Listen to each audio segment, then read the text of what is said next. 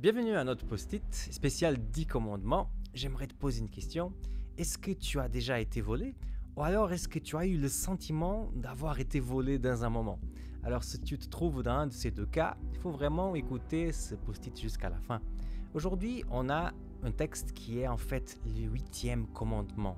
Il se trouve en Exode chapitre 20 au verset 15. Il dit comme ça: tu ne commettras pas de vol.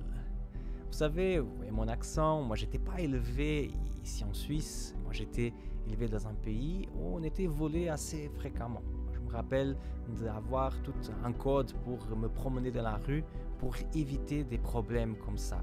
Et c'est vrai que j'ai gagné certains automatismes, de toujours regarder la personne qui vient en arrière, de laisser jamais des portes ouvertes de la voiture, de la maison.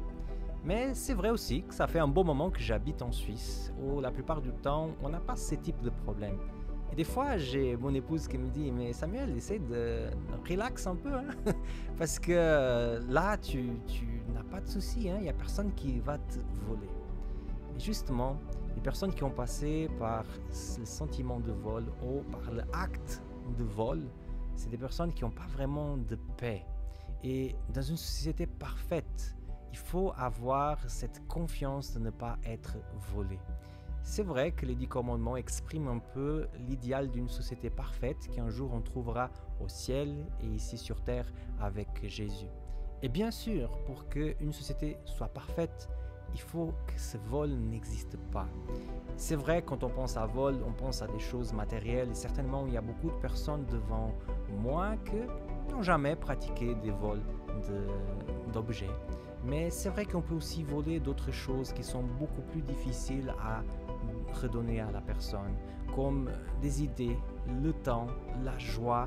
On peut considérer ça comme des vols moins graves, mais on ne pourra jamais les rattraper.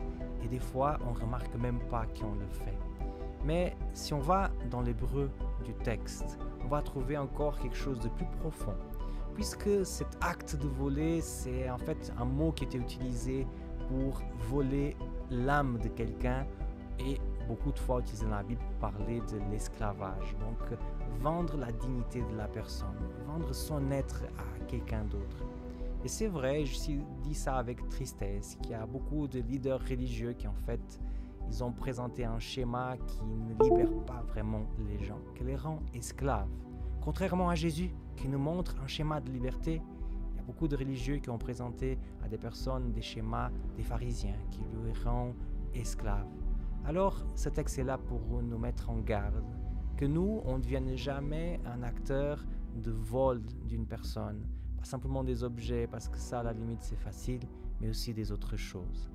Qu'est-ce que toi-même, tu as volé à quelqu'un dernièrement? Pas nécessairement tout ce qu'on vient de dire, mais peut-être une autre chose, que tu te sens interpellé lorsque tu entends ça. Et deuxièmement, ne laisse jamais quelqu'un de religieux voler ton âme. Alors, c'est la réflexion sur le 8e commandement. Moi, je m'appelle Samuel Cunha et c'était le post-it d'aujourd'hui. Maintenant, c'est à toi de jouer. Mets la vidéo en pause et bon courage pour la suite de la réflexion.